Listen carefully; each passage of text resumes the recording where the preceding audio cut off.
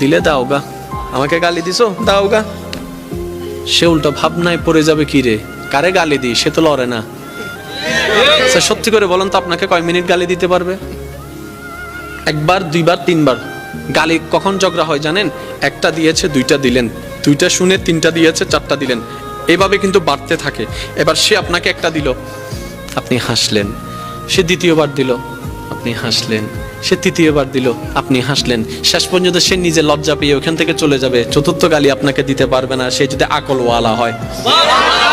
আর আপনি আমি বোকামি করি কি, হে কি হইছ তুই আরে মারি দি, মারি দাও না করে পুলিশ আইরা আরো ধরিলে যার গুই। তা হইলাম না, আয় তো ন দিতে দিয়ে দে, ওদের মাঝি হনে ওদের আয়, ওদের তুই চল। আমি কি বুঝাতে পারছি কথা? আফটার অল আমরা নিজেরাই নিজেদের ক্ষতি করছি। যদি আমরা ইসলামের ফর্মুলাগুলোকে একটু ঠান্ডা মাথায় বসাইতে পারি, সফলতা আপনার কাছে।